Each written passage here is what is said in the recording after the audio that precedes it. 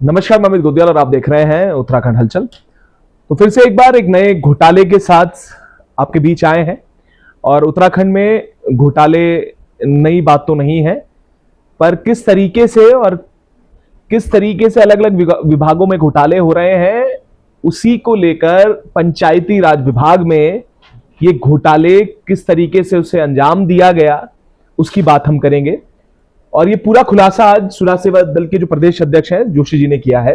जो पंचायती राज का जो मामला है क्या, और असल में इसमें कैसे घोटाले हुए। सबसे पहले आपको सादर प्रणाम गोदियाल जी कि आप हमेशा भ्रष्टाचार के खिलाफ पूरी निर्भयता पूर्वक और ईमानदारी से आप लगते हैं, इसके लिए आपको साधुवाद। देखिए, पंचायती राज में जो योजनाएं आई वो हमारे उत्तराखंडियों के लिए आई, युवाओं के लिए आई, ट्रेनिंग के नाम का पैसा आया। और उसमें एक नियमावली में एक अनिवार्य रूप से ये था कि जो भी संस्थान होंगे वो 3 वर्ष पूर्व यहाँ रजिस्टर्ड होंगे और कम से कम उनको 2 वर्षों का अनुभव होगा। ठीक है। लेकिन इस पूरे घटनाक्रम में होता क्या है कि जो संस्थान थे वो उत्तराखंड की बजाय कोई बिहार का है, ठीक है, कोई हरियाणा का है, कोई मध्य प्रदेश भोपाल से है, कोई नोएडा से है।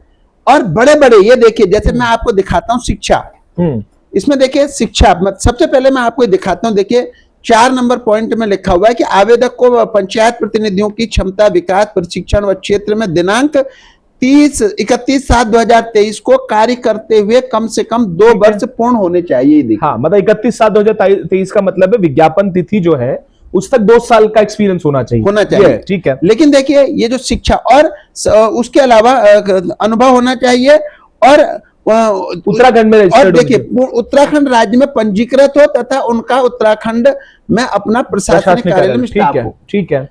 शिक्षा, ये देखिए नंबर 1 शिक्षा, जिसको 91,01,766 रुपए का कार्य दिया गया। ये कंपनी बिहार में रजिस्टर्ड है। ये देखिए।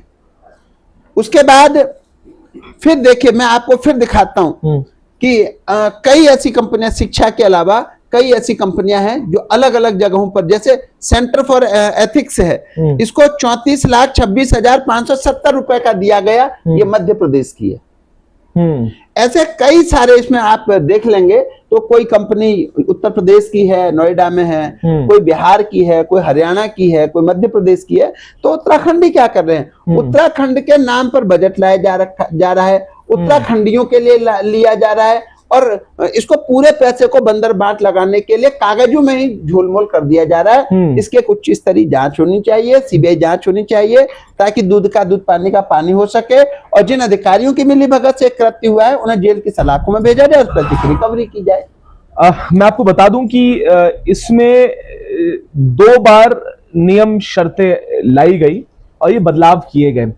पाठक जी भी हैं, पाठक जी, इसमें कुछ बदलाव करके 29 अगस्त 2023 को ये बदलाव लाए गए। और बदलाव में ये कहा गया, जो चीजें शर्तें अभी इन्होंने पढ़ी हैं उसमें कहा गया कि उत्तराखंड में रजिस्टर्ड होना चाहिए।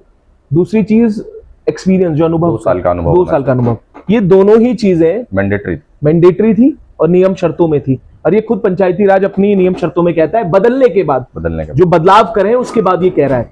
बस सवाल यहां पर यह है, सबसे बड़ा काम जो मुझे दिख रहा है शिक्षा का, उसी को एक 92 लाख रुपए का काम ये दे देते हैं। 91 लाख का काम। हाँ, जो बिहार की कंपनी है, नियमों को ताक में रखते हुए सारे जो नियम है उसे तोड़ दिया।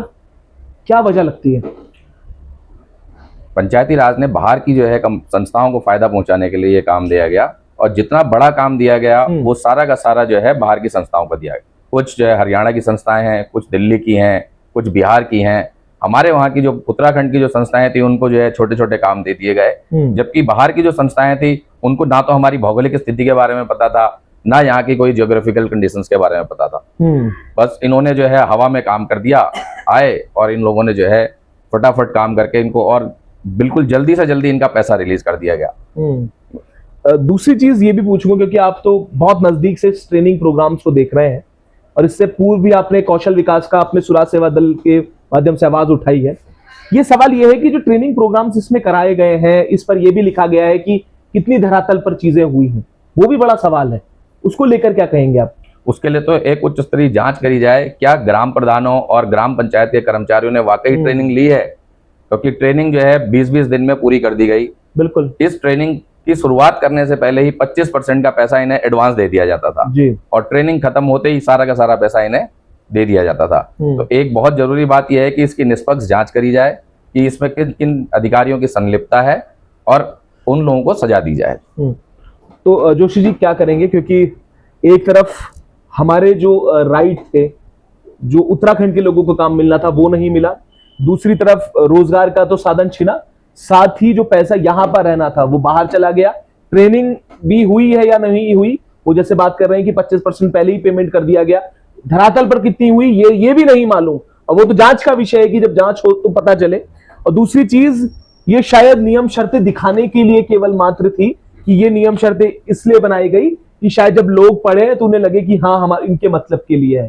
तो क्या करेंगे अब इसके बाद? देखिए, युवा मुख्यमंत्री कहते हैं अपने आप को, ऊर्जावान मुख्यमंत्री कहते हैं, जांचों का पिटारा तो पड़ा हुआ है, जांचें ढकोसलापन हो रखी हैं, जांचें केवल दिखावेपन के लिए कार्रवाई हो रही है। इसकी जांच करके इनको जेल की सलाखों में भेजेंगे या नहीं भेजेंगे ये देखते हैं, और वरना इनको जेल की सलाखों में चुरात से बदल भिजवाने का काम करेगा। लोकतंत्र की आवाज को उठाया जाएगा, एक एक जनता के एक एक बच्चे को साथ जोड़ा जाएगा।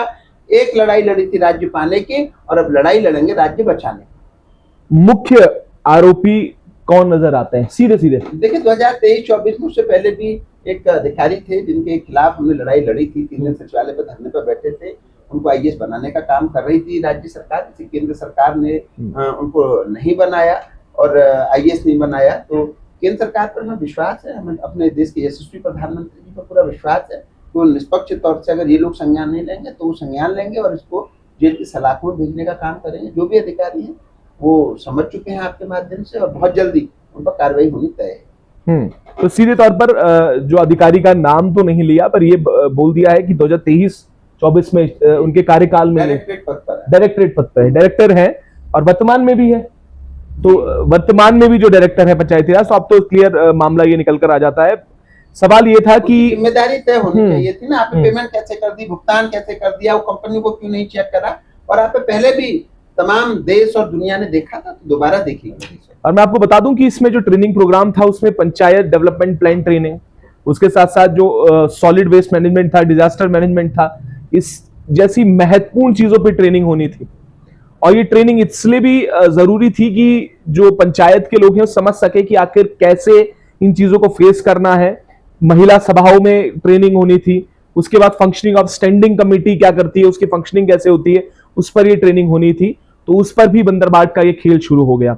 अब सवाल ये है कि जिम्मेदार आखिर कौन है? सीधे आरोप डायरेक्टर पर लगाएं और जिम्मेदारी तय होने की बात की गई है, और ये भी देखना होगा कि आखिर कब।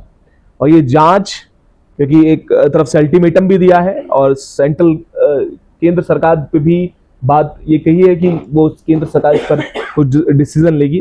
तो हम भी देखेंगे कि आगे इस पर क्या निर्णय निकल कर आता है, और आगे ये पंचायती राज का जो बड़ा घोटाला है इसकी जांच होती है या नहीं। लगातार हम आपको अपडेट करते रहेंगे, तब तक के लिए जुड़े रहिएगा और देखते रहिएगा उत्तराखंड हलचल।